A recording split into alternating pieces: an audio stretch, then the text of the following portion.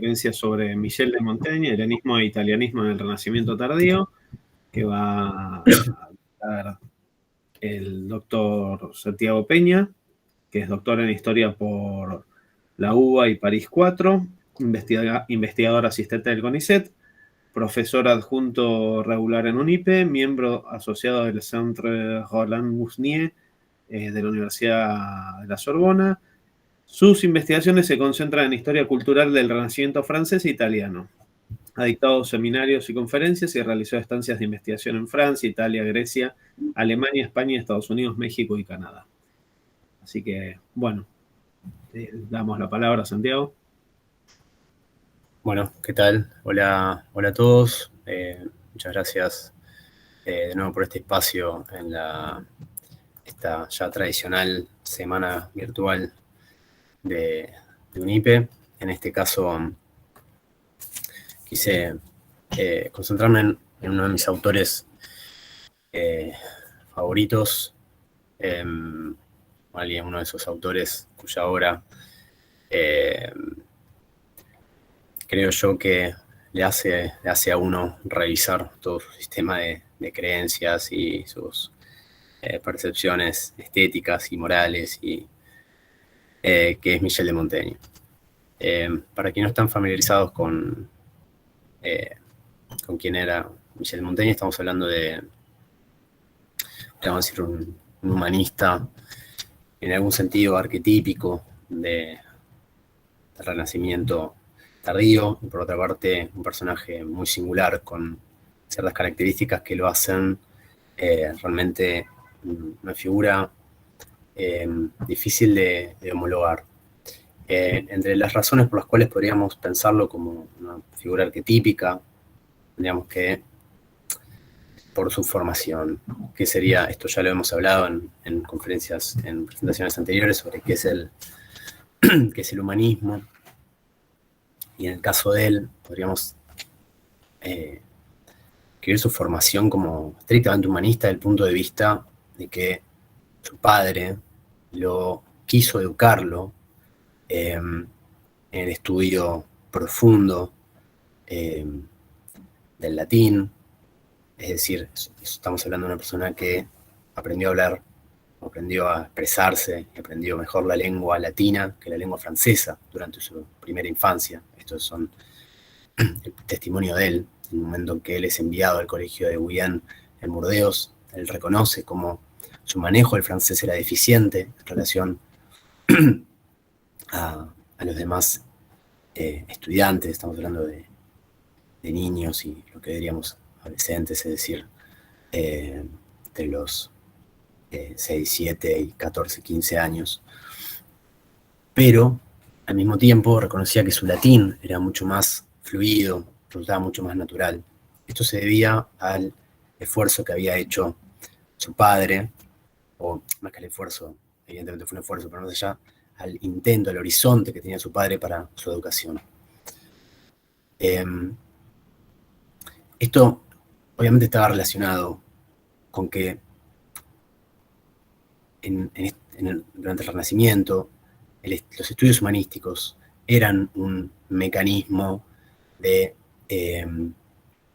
podríamos pensarlo en términos sociológicos, uno podría hablar de ascenso social, pero yo preferiría pensar en mecanismos de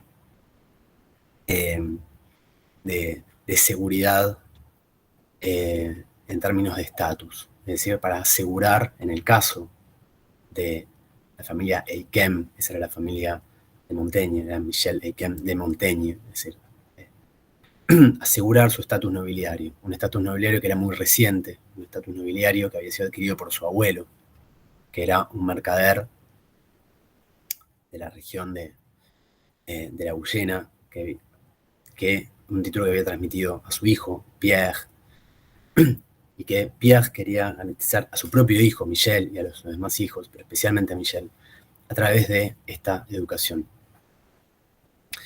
Toda esta introducción creo que va a tomar un sentido un poco más transparente hacia el final de la exposición, pero quería expresarlo ahora en este momento. Al mismo tiempo, esta educación humanística implicaba también sumergirse en lo que hoy llamamos, ¿no?, la tradición clásica, que está en configuración en durante el Renacimiento. Esta tradición clásica, obviamente, estamos hablando de civilización greco-romana. Yo hasta ahora estuve haciendo alusión a la civilización latina, a la historia de la civilización latina. Y la pregunta que quisiera desarrollar durante este tiempo que vamos a estar conversando es cuál es la vinculación de Michel de Montaigne no solo con esta tradición latina en la cual él es educado, en la cual es él sumergido desde su infancia, sino también cuál es su relación con la tradición helénica, con el griego, y específicamente con el filohelenismo francés de esta época, que tiene un reverso, creo que no siempre es visto en conjunto, que es un fenómeno cultural también de ese tiempo, de la Francia del XVI, creo que se ha llamado anti-italianismo, es decir, una suerte de expresiones de menosprecio deliberado hacia ciertas dimensiones de la cultura italiana. Italiana, le estoy poniendo una etiqueta también para, no porque uno puede identificarlo todo como italiano, pero sí como era identificado desde este punto de vista, de esta perspectiva que estoy tratando de presentar, este anti-italianismo. Y ahora vamos a ver por qué creo que son dos fenómenos que tienen que ser estudiados en conjunto. Este es el problema a plantear. Quisiera comenzar con que este es un debate que si bien creo que no siempre terminó de ser puesto en conjunto, creo que sí ya ha sido analizado en profundidad. Y tal vez uno de los disparadores fue cuando en 1988 se cumple 400 años de esta edición, llamada edición de Langelier, de 1588, que es la última edición, no es la última edición, pero sí es la última edición con adiciones, con agregados y con correcciones de Montaigne. Es la última versión de los ensayos de Montaigne. Breve digresión sobre qué fueron los ensayos de Montaigne. El género ensayo proviene de esta obra de Montaigne. Y para darles un ejemplo de qué son los ensayos de Montaigne,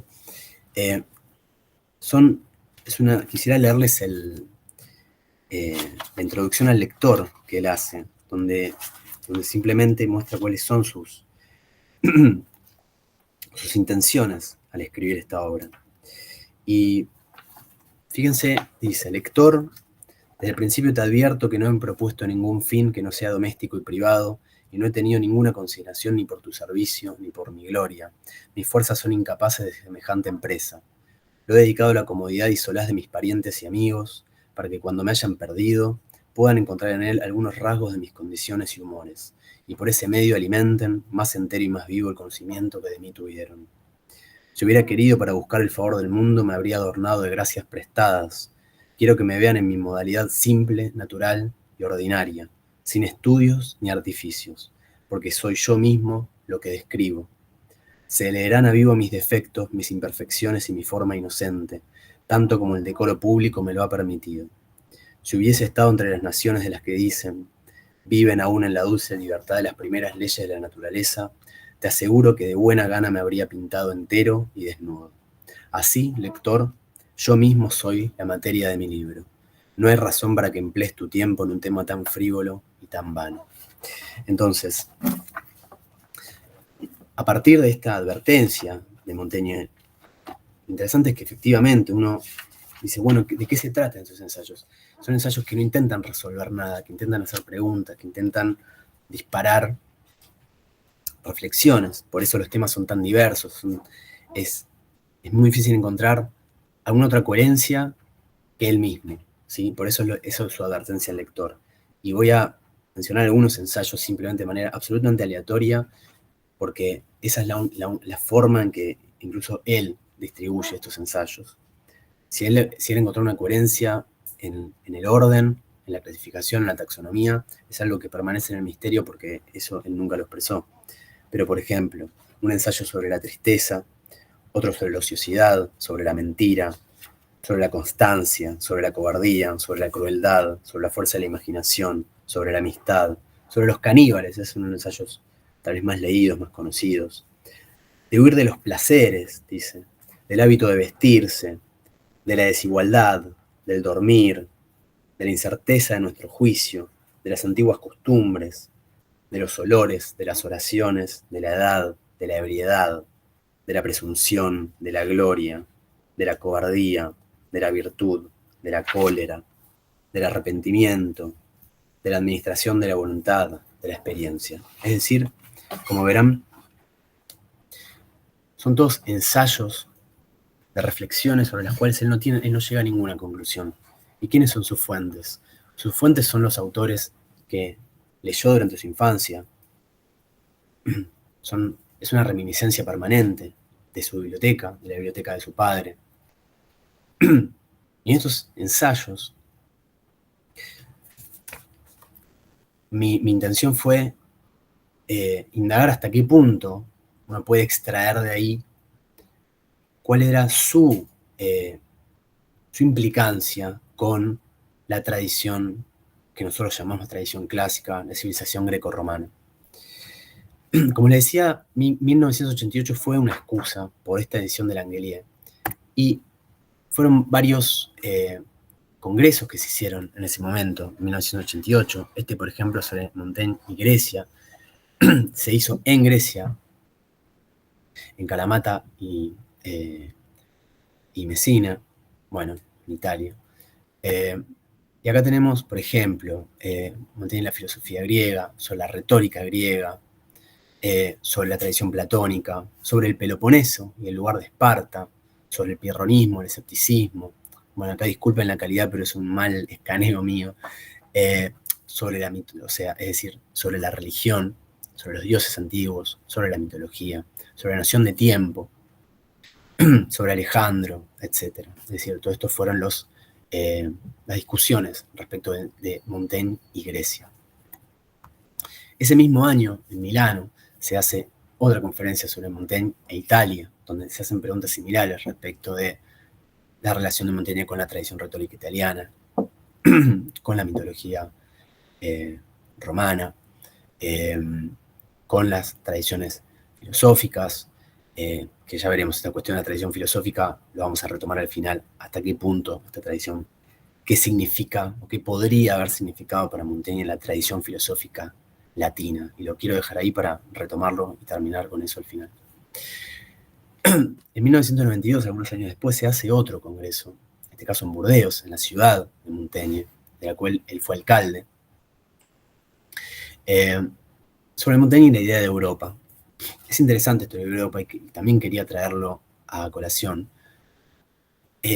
porque es algo que también vamos a retomar al final, que tiene que ver con la cuestión de la forma universal y la forma en que Montaigne piensa la noción de patria, la noción de nación, de ancestros, de dónde venimos, quiénes son nuestros padres, cuáles son nuestras tradiciones, y hasta qué punto las culturas son una suerte de cuerpo autosuficiente que se retroalimenta, o hasta qué punto la cultura es producto, y él va a usar una metáfora muy bella que prefiero dejar para el final, respecto de cómo se configura la cultura. Y eso creo que es importante para entender por qué, cuál es la relación de Montaigne con el filohelenismo y el anti-italianismo. Y vamos a ver que es bastante más difícil de marcar de lo que hubiéramos, o por lo menos lo que yo hubiera imaginado antes de proponerme esta lectura. Finalmente, otro libro, Montaigne y la historia de los helenos, ¿sí? Ya va más allá de Grecia, ¿sí? Sino de la historia de los helenos, que ya le da otra profundidad, le da otra trayectoria. En la isla de Lesbos fue este congreso, y de nuevo, los temas, voy a agarrar de uno de estas discusiones, voy a tomar la discusión que yo quiero dar. Por ejemplo, el lugar de los historiadores griegos en los ensayos, uno de los quien más cita él es Plutarco, por ejemplo. Fíjense acá, el capítulo 3, que fue una de las presentaciones que se hicieron en este coloquio, que es Montaigne y la Grecia de su tiempo. De aquí es donde quiero retomar. Pero fíjense otras cosas, por ejemplo, Epicteto, la tradición filosófica, incluso Demócrito, la dimensión socrática, la discusión sobre el alma, sobre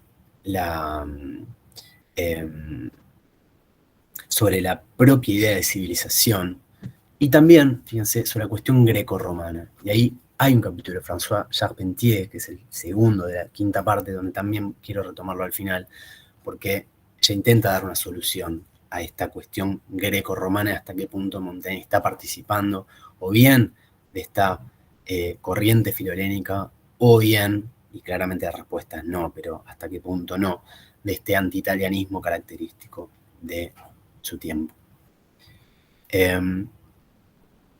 Le decía de este texto Jacques Benet, que se preguntaba,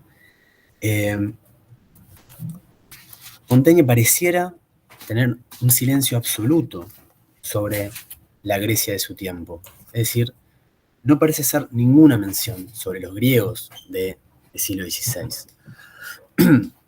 Y porque pareciera siempre concentrarse sobre la Grecia clásica. La pregunta es, ¿a qué atribuir ese silencio, esta supuesta indiferencia? No es fácil ver hasta qué punto, es decir, tiendo a descreer de que hubiera indiferencia, sobre todo cuando identificamos que en los ensayos una de sus fuentes es esta traducción que hace Blaise de Villeneuve, que era un helenista francés contemporáneo de Montaigne, que traduce, y después se publicaba en 1577, esta historia de decadencia del imperio griego, es decir, lo que hoy llamamos el imperio bizantino, y el establecimiento del imperio turco, el imperio otomano, escrito por Laónicos Alcocondila, un bizantino que hace esta historia de la caída de Constantinopla, obviamente, y del imperio, de lo que llamamos el imperio bizantino. Y algunas de las referencias que encontramos en esta historia de la decadencia del imperio griego son descripciones, por ejemplo, de los turcos como lobos hambrientos, ¿sí? E incluso referir campañas en el Peloponeso de los turcos como que derivaron el exterminio de un pueblo, de la reducción a la servidumbre de los griegos. Es decir, Montaigne tiene presente esta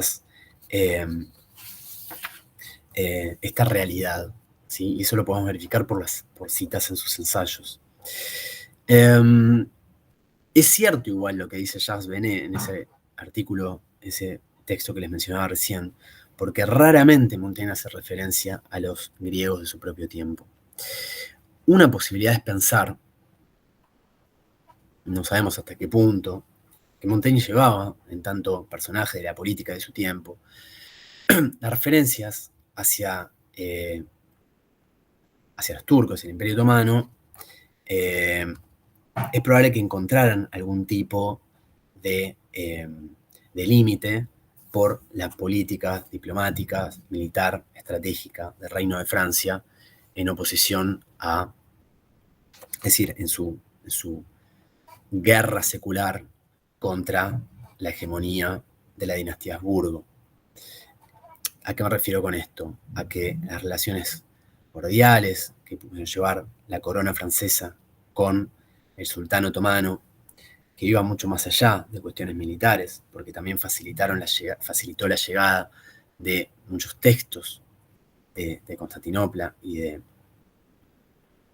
de territorios griegos bajo dominio otomano a Francia. Eso alimentó buena parte de la biblioteca de manuscritos griegos franceses. Es probable pensar que Montaigne tuviera una cierta limitación en ese sentido, pero eso no abandona el terreno de la conjetura, por supuesto, pero no deja de ser, creo, un argumento plausible.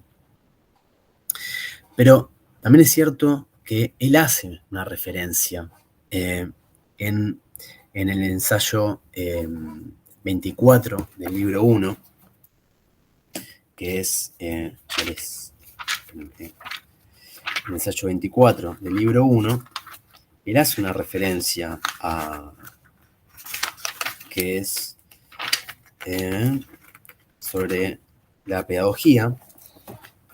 Él efectivamente alude a la matanza, a la crueldad que tuvo el ejército turco en la masacre, en la batalla del Examilion en 1452, esto es en el Istmo de Corintio, ¿sí? En el Peloponeso, en la cual fueron masacrados 600 soldados griegos. Y Montaigne hace una referencia a esto, ¿sí? Efectivamente, dice, fueron inmolados 600 jóvenes griegos, ¿sí? Como una expiación de los pecados del pasado. Es decir, hay no solo una referencia presente, sino también algún tipo de alusión a un tipo de vinculación de estos griegos del presente con sus griegos del pasado, los cuales él conocía más bien de la tradición clásica. Otro elemento que me parece interesante para enriquecer esta cuestión es que Blaise de Villeneuve, el traductor de la historia de la decadencia del Imperio griego de la Ónica Calcocondila, tenía una opinión muy pobre de los griegos de su tiempo, ¿sí? Los llamaba ignorantes, groseros, ¿sí? Ignorant, grossier son las palabras que usan, y los contraponía con la perfección, ¿sí? De los griegos de la antigüedad, sus antiguos predecesores, ¿sí? Perfectos y admirables. Podemos pensar que Montaigne tomó en cuenta esta descripción de Blaise de Villeneuve. Si esto fue el caso, esto explicaría también esta aparente indiferencia de Montaigne respecto a los griegos de su tiempo.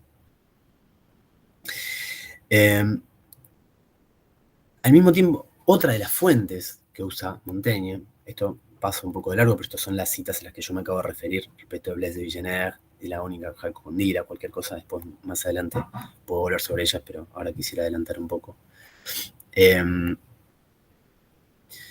Fíjense, esto es una de las frases que usa, que están en Calcocondila, ¿no? El malestar de Grecia, la deuda eternal que contrajo la civilización occidental. Esta es otra fuente que encontramos en el ensayo de Montaigne, que es de un historiador griego, o digamos bizantino, del siglo XIV, que es de Cíforas Grégoras, que hace esta que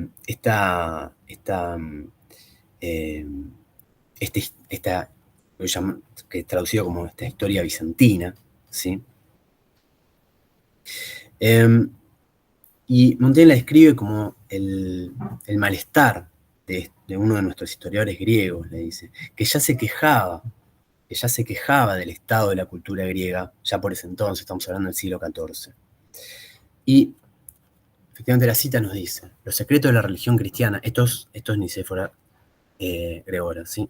Los secretos de la religión cristiana estaban en manos de artesanos menores, que cualquiera pudiera debatir sobre eso. Bueno, ahí me confundí yo con la traducción, perdón, con su sentido común, y lo que debería darnos gran vergüenza es que por la gracia de Dios disfrutamos de los misterios puros de la piedad, dejarlos profanar por la boca de personas ignorantes y populares, ¿sí? Es decir, también está presente en Montaigne esta percepción, ¿sí? Esta percepción de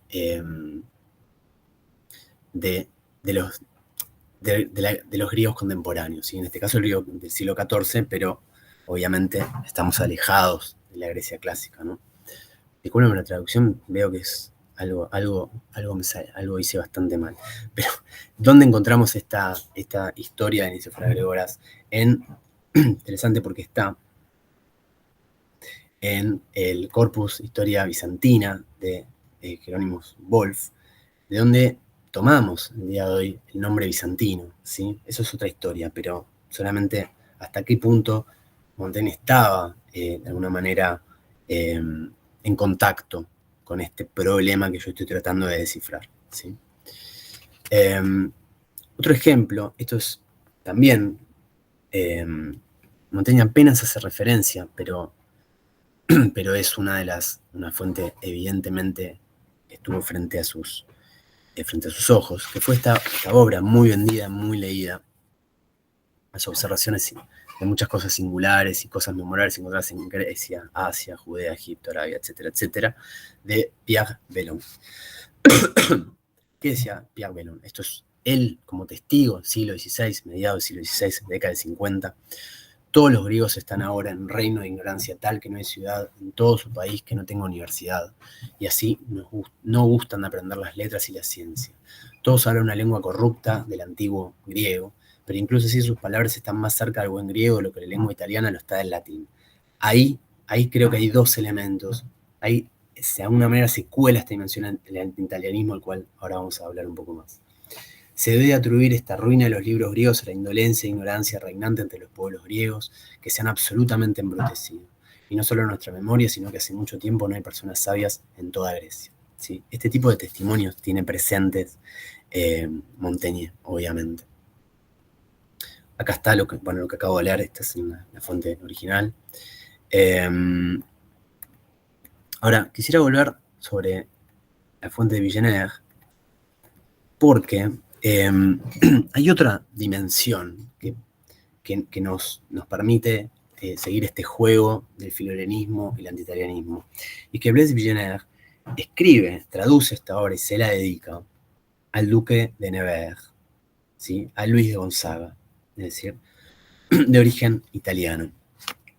Y tras hacer un raconto de la llamada francocracia, es decir, la francocracia es ese periodo histórico en el cual, tras la toma de Constantinopla por parte de los cruzados en 1204, en la Cuarta Cruzada, toman buena parte de la Grecia, lo que hoy diríamos la península griega y parte de la griega Anatolia y balcánica. Este periodo llamado francocracia, la francocratía, aún se le dice así en Grecia, o puede ser latinocratía también, se refería a Blas de Villeneuve, el traductor, a la dinastía de los paleólogos, es decir, la última dinastía bizantina, que recupera Constantinopla 60 años después, como uno de los personajes, es decir, los paleólogos, como de los más excelentes personajes que la Grecia moderna nos ha aportado, ¿sí? Y lo que quería hacer con este elogio a la dinastía paleólogo era ligar a los Gonzaga con ellos, ¿no? Es decir, diciendo que efectivamente el duque de Gonzaga, el duque de Nevers, lejos de ser un recién llegado, un parvenu, como se diría en francés, es decir, que buena parte, así como en ese anti-italianismo se identificaba a muchos italianos en Francia como, es decir, con este menosprecio, fundado también en cierto sentimiento de inferioridad que tiene una historia que es para desarrollar en otro momento. Era considerado, lo que intentaba hacer Blaise Villeneuve era ligar al duque de Gonzaga con las dinastías bizantinas, y específicamente en este caso con los paleólogos. Efectivamente, decía, a través del linaje de estos últimos emperadores, los paleólogos, el escudo de armas de los Gonzaga contenía la marca imperial de Constantinopla, el sitio soberano de la monarquía oriental y las muy cristianas flor de lis de la sangre real de la Casa de Francia, ¿sí? Entonces, ese era el objetivo de Blaise de Villeneuve, hacer esta traducción. Entonces, como les decía, esta obra aparece en el contexto de este anti-italianismo creciente que se intensifica en la década del 70, sobre todo después de 1572, de la masacre de San Bartolomé, de cual hemos hablado en otro momento. la masacre de San Bartolomé, es decir, esta matanza de protestantes en París y luego en otras ciudades del reino, el cual se le atribuía la responsabilidad a la reina madre Catalina de Medici, es decir, de la familia Medici, florentina, y a su entorno, ¿sí? Y a buena parte de los italianos que habían llegado con ella cuando ella se casa con Enrique, en ese momento del fin de Francia, luego rey Enrique II, hijo de Francisco I, padre de Carlos IX, perpetrador de la masacre de San Bartolomé. Tal vez por esta razón, o probablemente haya sido un factor, como les decía, para Blas de Jenner, de enfatizar no solo la sangre azul del duque de Nevers, sino también estos ancestros helénicos. Entonces, como les decía, esto nos lleva a estas preguntas sobre el filohelenismo francés, sobre este nuevo ardor del cual hablaba Montaigne. Él era consciente de este nuevo ardor por lo griego, ¿sí? Adelanto un poco. Esto es un solo ejemplo de este ardor, hablando, este 1507, esto, fíjense cómo está François Tizard, es uno de los primeros maestros de griego franceses, donde él decía en 1507, la situación está lista para despojar a los italianos de la palma de la victoria. ¿Sí? Este es el momento de establecer una escuela griega como si París fuera la Academia de Atenas, y así los italianos perderán su superioridad en el estudio del latín y el griego y darán vía libre al francés. Este tipo de referencias son muy comunes en esta época y solo crecen a lo largo del siglo XVI. Esto se contrapone a la noción de barbarismo que podemos identificar algunos testimonios de italianos que en el siglo XV aludían a los estudios del griego en Francia, ¿sí? Como un barbarismo. Esto es un ejemplo de Erasmo Guillaume hablándole, efectivamente es el momento de tomar el estudio del griego y superar a los italianos, etcétera, etcétera. Son todos ejemplos. Y este es un ejemplo que me gusta mucho mencionar, que es un propio griego que pasa por París en la década del 40, esto es 1542, 44, donde llama, dice, los franceses son filohelenos, París es el faro del helenismo, etcétera, etcétera, etcétera, que se contrapone, como diría en un arco de 100 años, con testimonios de italianos diciendo que Francia era un desierto de helenismo. Adelanto, quisiera pasar otro punto, que es el elogio de la lengua francesa, ¿sí? Ligada al griego, ¿sí? Esa es otra forma de intentar salvar la autonomía del origen, autonomía cultural o de esta tradición gálica que sería autónoma, independiente, ¿sí? De la influencia de la civilización latina. Tenemos muchos ejemplos. El propio Guillaume Budet escribe, ¿sí? en su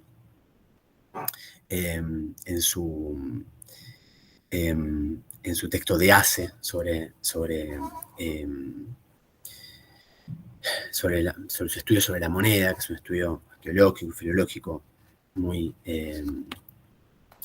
importante porque logra rastrear de manera material la historia de la lengua, donde utiliza la expresión incluso italismos de una manera peyorativa, italismos como ese intento de imitación de lo italiano, y más bien plantea que la gran proximidad entre la lengua francesa y la griega, con similitudes etimológicas y gramaticales que obviamente hoy son desacreditadas, pero eso no le quita relevancia histórica a que Guillaume Budet lo haya presentado como tal. Hay otro ejemplo, Geoffroy-Thury, que fue un impresor del rey, que en 1529 escribe en una obra, Jean Fleury, por ejemplo, que el hebreo y el griego habían llegado a Francia mucho antes que el latín, y que el latín fue impuesto por la arrogancia y la avaricia insaciable de los romanos, ¿sí? Que aplastaron nuestras buenas, antiguas y divinas lenguas, ¿sí? Por ejemplo, y que los druidas en las Galias ya enseñaban el griego antes de la llegada de los romanos, y que los parisinos eran descendientes directos de Hércules, estableciendo hasta una vinculación étnica directa con los helenos. Y son solo ejemplos. En la década del 550 y el 60 encontramos narrativas similares. Louis Leroy, por ejemplo, quien tradujo el Timeo de Platón, llegó a decir efectivamente, repetir un poco esto, vuelve sobre este tema, sobre este topos de los druidas que tenían opiniones similares a las de Pitágoras y Platón. Eso es un tema a estudiar en sí mismo, ¿no? Toda esta cuestión, pero más allá de de hasta qué punto hay algún núcleo de verdad en esa historia, lo importante como fenómeno, ¿sí? Existía en el discurso tanto este filiolenismo como este anti-italianismo. Y después está este ejemplo radical que tienen acá en pantalla, el de Henri Estienne, donde efectivamente dice la lengua francesa es más cercana al griego, también en la bella manera de hablar, ¿no? Y ve que el latín, el italiano, el español están lejos del griego, ¿sí? Entonces aquel que nace francés encuentra el camino más corto para conocer el griego, ¿no? Y todos los términos griegos, todos los liberales son conservados por todas las lenguas. Perdón, veo que se me cortó el texto, disculpen. Pero en última instancia lo que está expresando Henri Estienne es que el estudio del francés, que el francés es la lengua más próxima al griego, y vamos a ver que de esa manera entonces la lengua francesa sería también el camino más adecuado para acceder a la filosofía, el conocimiento y al griego. Todo esto coincide también también habla de pronunciación del griego. Bueno, no hago todas las referencias, que son muchas, pero solamente por una cuestión de brevedad de tiempo. Grecia fue la escuela de todas las ciencias, y como tal, el francés es la forma más, como decía, más adecuada de recuperar aquellas ciencias, ¿sí? De alguna manera desprenderse de la influencia latina que solamente vino a aplastar una civilización floreciente, ¿no? Esa es la idea. Y al mismo tiempo, esto solamente lo menciono muy brevemente, es el momento en el cual hay como un paroxismo de la cuestión de los mitos de origen troyano de Francia. Es decir, en realidad Francia, su origen histórico, habría que situarlo en la llegada de troyanos que escaparon del saqueo de Troya. Es un tema, de nuevo, en sí mismo, que solamente quiero mencionarlo, el punto que hay un paroxismo. Esto obviamente ya lo encontramos. Bueno, esto es un detalle de historia de Troya por fuera del ciclo troyano, que ya de por lo menos el siglo XII y XIII circulan, pero eso es tema aparte. Pero, por ejemplo, esta es una versión extrema, la de la Franciade, donde efectivamente hace una historia de este Franco, supuesto hijo de Héctor, ¿sí? Que llega y se establece en las Galias y construye París, etcétera, etcétera. La Galiad de Guillaume de Lafayette, de ahí, y la Galiad pensada como una revolución de las artes y las ciencias, porque efectivamente los galos vistos como fuente de estas ciencias, ¿sí? y esta contraposición con esta civilización latina que vino a aplacarlas, ¿no? Estos son solo ejemplos de qué hay alrededor de Montaigne en la pregunta que nos estamos haciendo.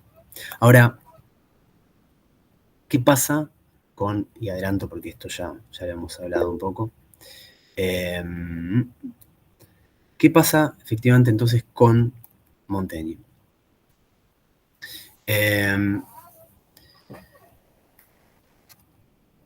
Como decíamos, en su propia, creo que hubo un problema de formato, por eso se corrieron todas las letras un poco para abajo. Disculpen, él desacredita, ¿sí? La historia del origen troyano, ¿sí? Como una farsa, básicamente, esa es la palabra que él usa. Y no hay que olvidarse, como les decía en un principio, que lo más fuerte en su trasfondo, en su formación cultural, es la cultura latina. Y ese es un elemento que hay que considerar para comprender cuál es su lugar en esta discusión que estamos planteando. Al mismo tiempo, es interesante que Montaigne tendía a desmerecer su conocimiento del griego. Él consideraba que tenía un conocimiento pueril, que él no era más que un aprendiz, que no lo escribía bien. Pero cuando uno ve, por ejemplo, cuando uno en sus ensayos ve las traducciones que él mismo hace, evidentemente, de las citas griegas, uno ve que hay un conocimiento profundo de la lengua. Al mismo tiempo, en su biblioteca, eso es algo que mostré en la diapositiva inicial, pero bueno, aprovecho que lo tengo acá y lo muestro acá, más fácil. Fíjense, este es el techo de la biblioteca de Montaigne, estas son las vigas, no sé si se ve bien, donde él tiene él vivía rodeado de estas vigas donde estaban todas sentencias latinas y griegas que él elegía, ¿sí? Y fíjense que las que tienen lugar de mayor relevancia, que son las que son transversales, son, por ejemplo, de sexto empírico, son 3 de sexto empírico, es decir, el gran fusor de la tradición pirrónica, de séptica pirrónica. Por ejemplo, Uden Malon, ¿sí? Por igual. O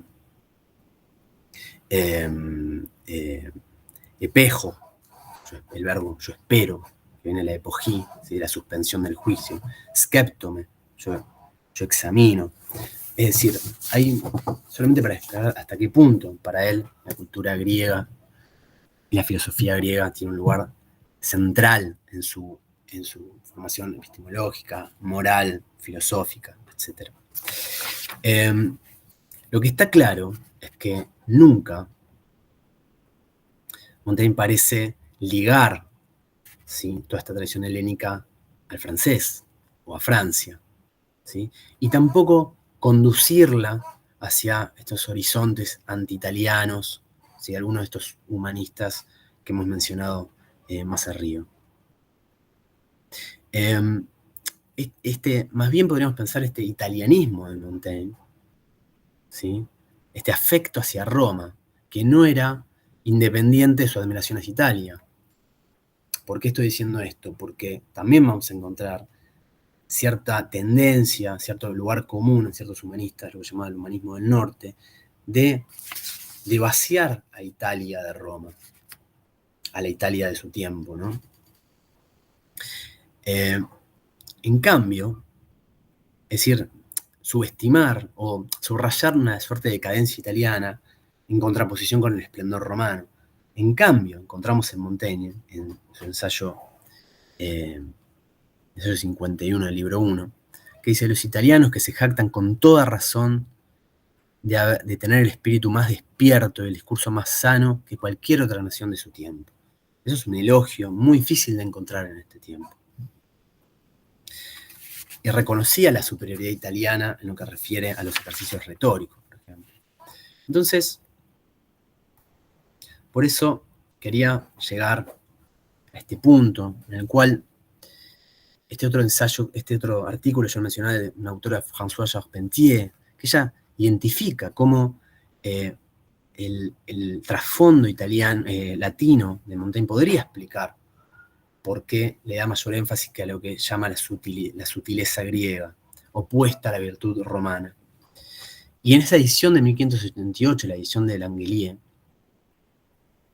decía que es la definitiva, la versión definitiva, que ya no va a tener más cambios, donde él tiende tanto como a...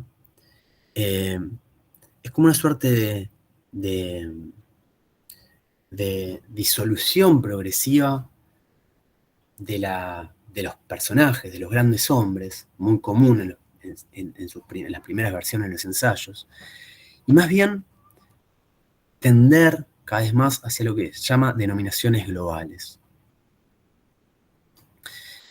Y por eso me parecía interesante disculpen que me olvidé de hacer la traducción, puse el texto ahí, puse la traducción equivocada. Esta metáfora que él usa en el ensayo 26 del libro 1, donde dice que las abejas extraen el jugo de diversas flores y elaboran la miel, que es el producto suyo, y así las naciones le toman una a otro y transforman y modifican con ella para ejecutar una obra que le pertenezca, formando de este modo su saber y su discernimiento o su juicio. Esta metáfora de la forma universal, creo, podríamos expresarla, parece más representativa para él que cualquier dimensión de filolenismo o de anti-italianismo, porque tampoco podemos pensarlo como un filo-italianismo, como un filo-latinismo. Pareciera en esta forma universal es donde uno tendría que poner más el foco en la obra de Montaigne, por lo menos así estoy tratando de verlo.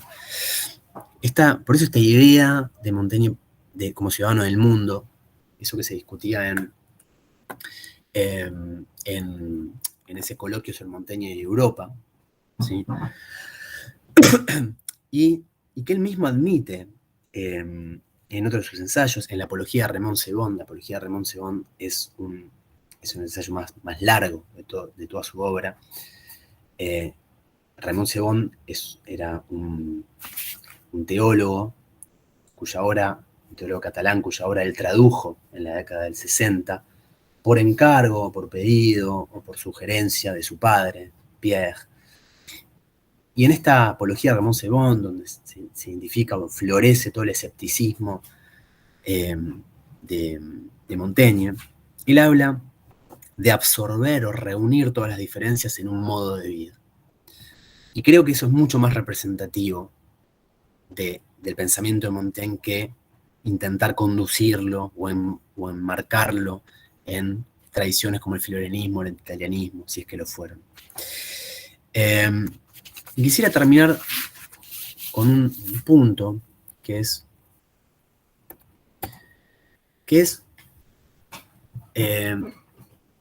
es, por supuesto, que es conjetural, pero creo que es legítimo hacerse esta pregunta.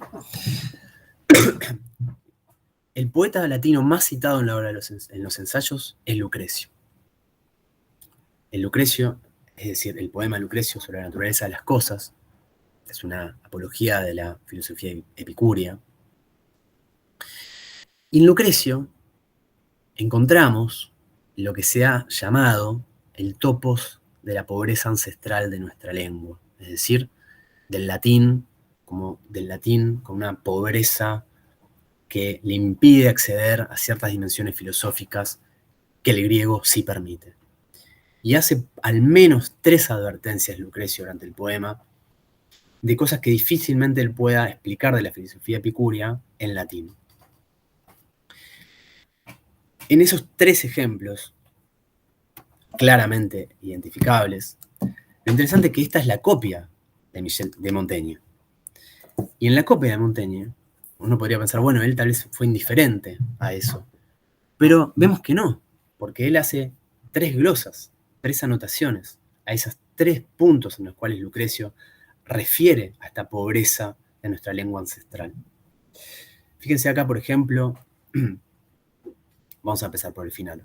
En el libro 3, los versos 258 a 261, donde Lucrecio dice: gustoso te daría la razón ahora de cómo están mezclados estos componentes. Él está hablando ahí de la filosofía del atomismo epicúreo, de la física epicúrea, vamos a decirlo mejor.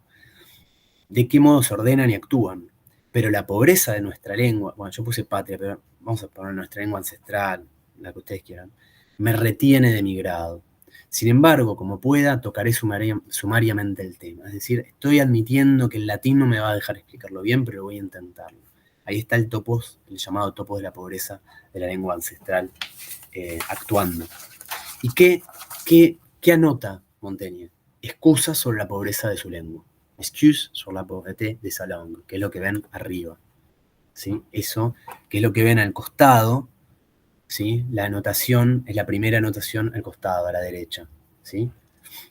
Excuse sur la pauvreté de sa langue. Es decir, Montaigne identifica que ahí está, que Lucrecio está haciendo referencia a eso. Podría ser trivial esto, absolutamente trivial, pero yo creo que no lo es. También encontramos en el libro 1, en los versos 830 a 834, de nuevo, Lucrecio diciendo, examinemos ahora la homeomería de Anaxágoras, que así la llaman los griegos.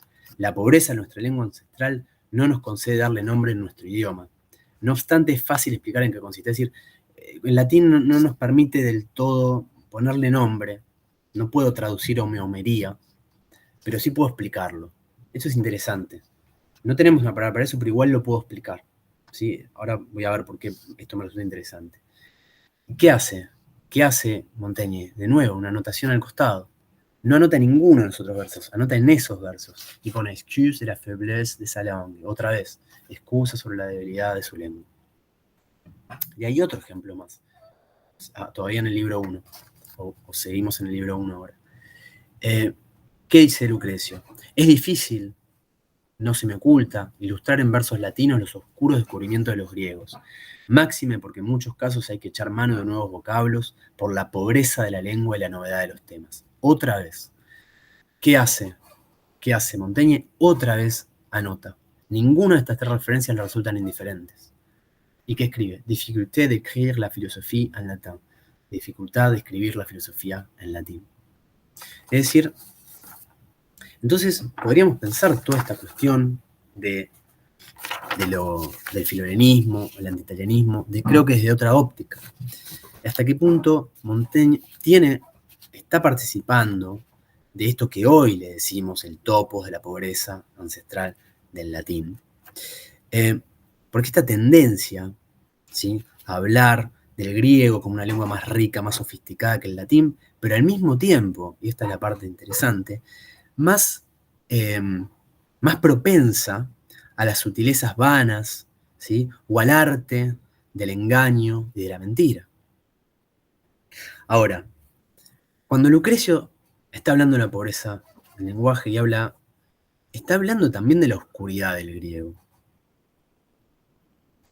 Y esta insistencia sobre la claridad, que es uno de los puntos importantes, claves del poema de Lucrecio, opone, es decir, la pobreza del latín es también la virtud de la claridad, de la simpleza. Entonces podríamos pensar que hay un elemento irónico detrás de eso. Nos podríamos preguntar si realmente Lucrecio si no estaría en realidad haciendo alusión a una supuesta superioridad del latín sobre el griego por esta cuestión. Es decir, incluso como forma de expresión filosófica. Porque como el propio Lucrecio dice, a ver, tengo una cita por acá, el lenguaje correcto para abrir una mente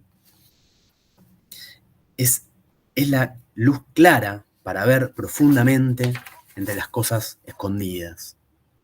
¿Sí? Esto está en el libro 1, los versos 139 y 145.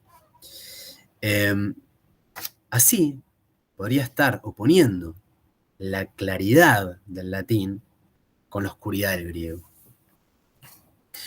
Entonces, esta dimensión irónica podría pensarse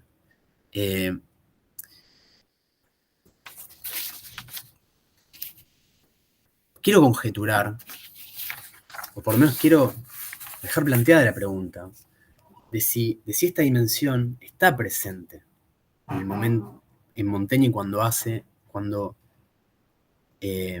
estas anotaciones, cuando identifica estos tres puntos que yo les acabo de mostrar, donde él tal vez comparta esta virtud de la lengua latina y esta dimensión confusa del griego que él a veces termina de admitir, porque dice, mi conocimiento del griego es pueril, superficial, soy como un aprendiz, no lo escribo bien, no lo conozco, cuando en realidad verificamos que sí, que lo conoce bien. Entonces, creo que esto abre toda una serie de preguntas respecto de hasta qué punto, de cuál es el lugar de Montaigne en esta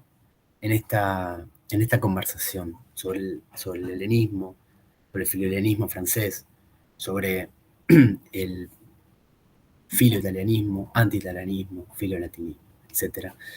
Que, insisto, está presente en su tiempo, y no siempre de manera denotada y en la superficie, pero creo que sí presente de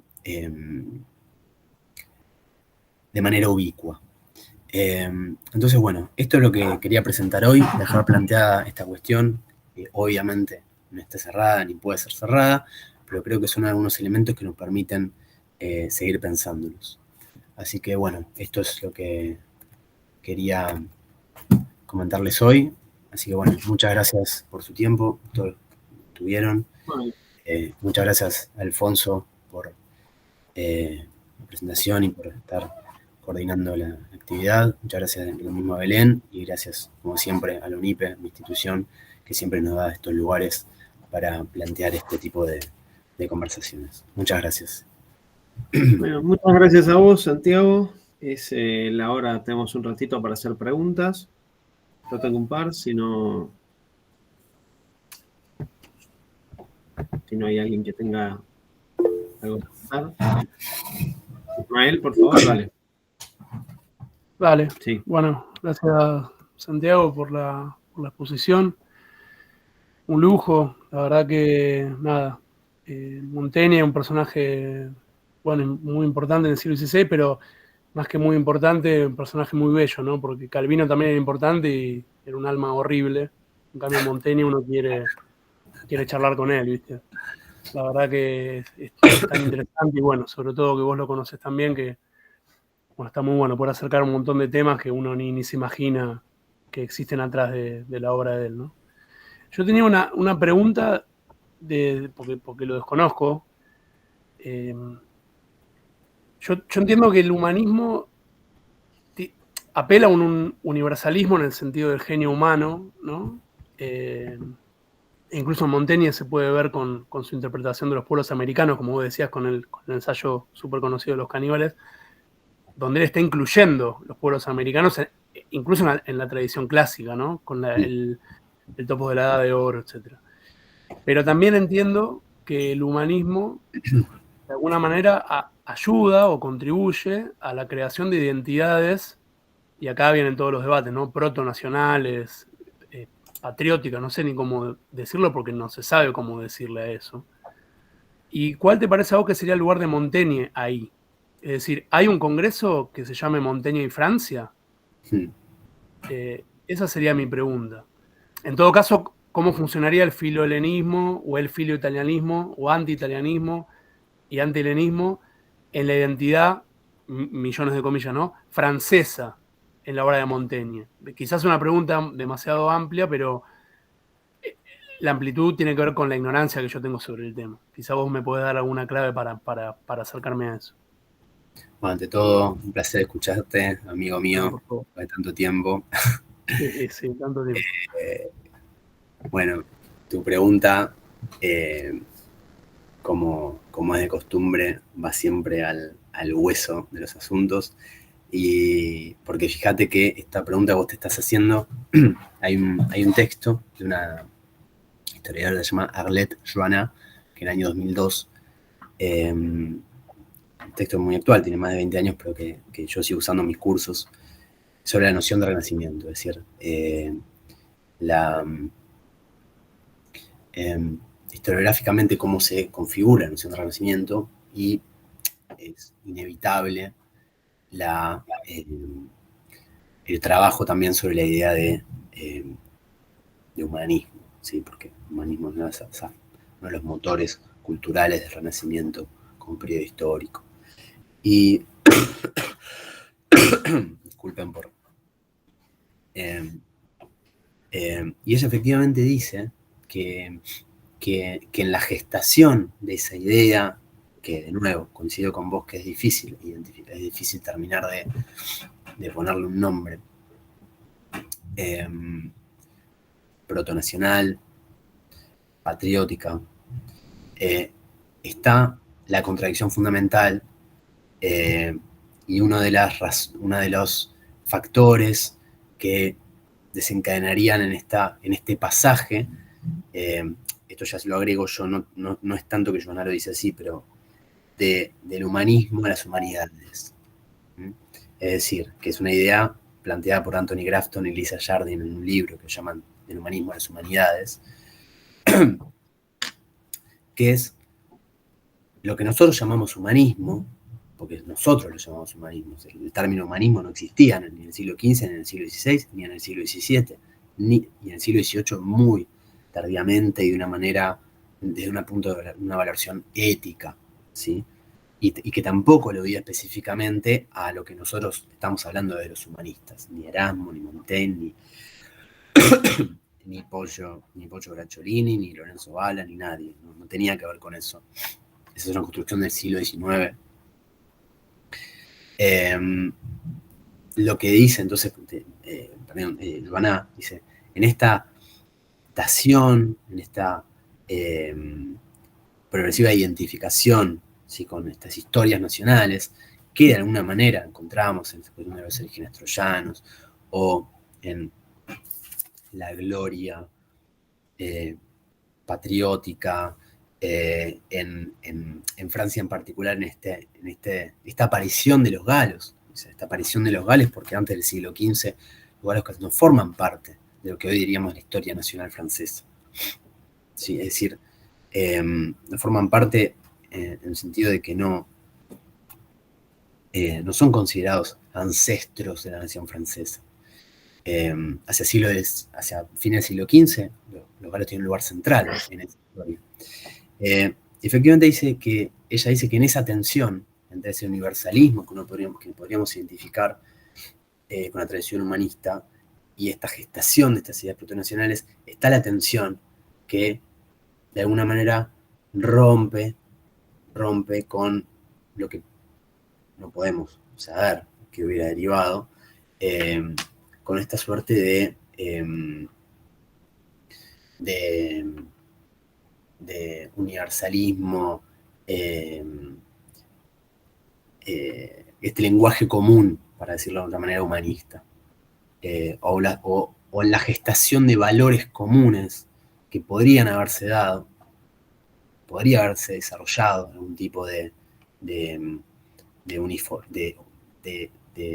moral uniforme o de un tipo de comportamiento colectivo que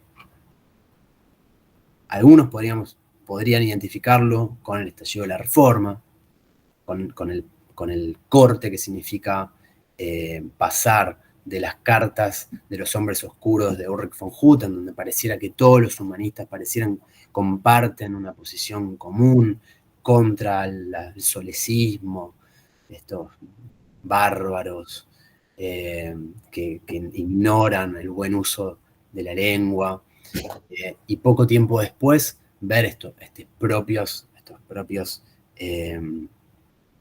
personajes involucrándose en polémicas extremas, ancladas en dimensiones sagradas. Es decir, y entonces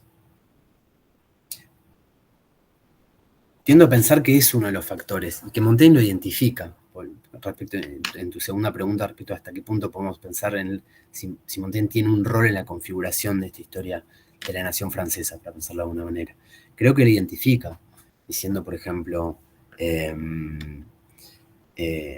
así como soy, ahora no me acuerdo la cita exacta, pero si hubiera nacido en Alemania yo sería protestante, si hubiera nacido en Turquía sería musulmán, ¿sí? Soy perigordino. Es decir, hay una cuestión relativa en todo esto.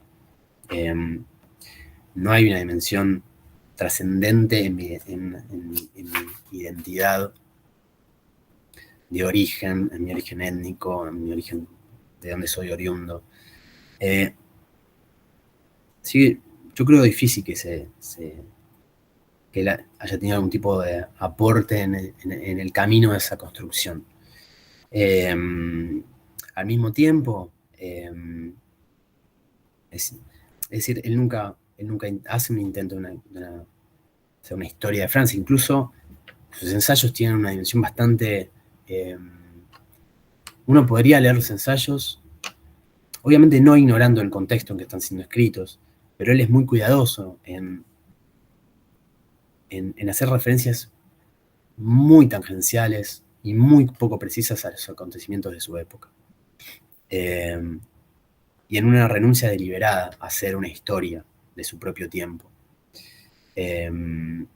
Así que yo creo que si se hiciera ese coloquio sobre Montaigne y Francia,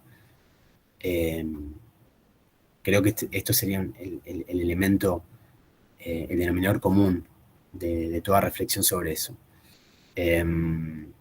No sé si yo termino de responder a tu pregunta, pero creo que va por ahí. Sí, no, perfecto. Sí, clarísimo. Sí, clarísimo, tal cual. Sí, porque es muy diferente, ¿no? A otras cosas que aparecen en otros autores, como por ejemplo, bueno, Maquiavelo es anterior, ¿no? Pero Maquiavelo sí habla de Italia, sí habla del Salvador de Italia, hay una construcción ahí. Bueno, Lutero con la nobleza alemana, o sea, hay otros personajes contemporáneos o relativamente contemporáneos de los cuales sí se podría hacer una historia de su aporte o su pensamiento, pero en este caso, en Montaigne, como vos decís, que me gustó mucho eso que dijiste, de que bueno, es deliberado ese silencio a veces, ¿no? De hecho, una vez en una conversación privada me había comentado que es muy difícil encontrar referencias a las guerras de religión en Montaigne, que hay, por supuesto, pero que están muy escondidas, que son, digamos, el elemento principal de la historia de la segunda mitad del siglo, ¿no? Así que nada, clarísimo. Te agradezco. Sí, absolutamente, no, gracias. Absolutamente, porque él hace referencia en su ensayo sobre la crueldad, en su ensayo sobre los caníbales, sobre todo. Él hace una referencia a la violencia extrema y la crueldad del cual él es testigo en su tiempo, que es un fenómeno extraordinario. Es decir, la violencia en la segunda mitad del siglo XVI en Francia es un fenómeno extraordinario, por el tipo de asesinatos rituales, por la hazaña con los cuerpos. Y un fenómeno que es difícil que pase desapercibido para el Montaigne, que está prestando la atención a que escribe un ensayo sobre cómo sitiar una ciudad, o sobre la pedagogía de los niños, o sobre la ebriedad. Es decir, es difícil que un elemento así pase desapercibido. Pero siempre encuentra la manera de que eso se exprese a través de su texto. Como por ejemplo, el ensayo de los caníbales, que mencionabas recién, diciendo, cada uno llama barbarie a lo que no es de su propio uso, ¿no? Y diciendo, creo que es más bárbaro comerse, perdón, creo que es más, creo que es peor, ¿sí? Comerse un hombre vivo que muerto. Es decir, diciendo, creo que nosotros somos más salvajes que los caníbales, que hacen toda una serie de ritos, tienen una razón por la cual comen el cuerpo del enemigo derrotado. Y en cambio estamos viendo a nuestro alrededor, haciendo referencia obviamente a la crueldad en la guerra de religión, estamos viendo cómo son asesinados inocentes de la manera más extremas y más crueles imaginables. Entonces, evidentemente, son dimensiones, y también creo que ser testigo de esa realidad lo hace abandonar un poco el objetivo de escribir una suerte de historia, porque hay una dimensión, hay una fuerte decepción en los últimos años de su vida en relación con este fenómeno. Claro. Una fuerte decepción con sus congéneres. Es decir, se percibe en las últimas versiones de los ensayos, en sus adiciones, en sus correcciones, en sus sustracciones,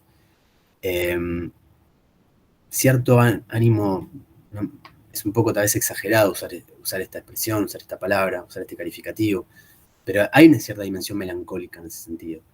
Y creo que para construir una identidad nacional, una historia nacional, no creo que eso sea compatible con el pesimismo antropológico y con la melancolía. Creo que más bien tiene que haber un horizonte de construcción, de que algo es posible. Bueno, no sé si Montaigne estaba en ese espíritu como para poder haber contribuido a eso. De nuevo, eso lo dejo en el terreno de conjeturas, es algo que se me ocurre a mí en función de esta lectura. Pero yo me inclinaría más por eso. Sí, entiendo, perfecto. ¿Alguien tiene alguna otra pregunta?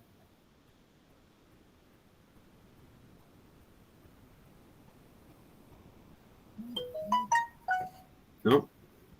Bueno, podemos dar la actividad por concluida entonces. Muchas gracias, Santiago. Bueno, y nos estamos viendo. Están invitados todos a las siguientes conferencias de este ciclo, así que nos vemos. Hasta luego y muchas gracias. Gracias. Muchas gracias, amigos.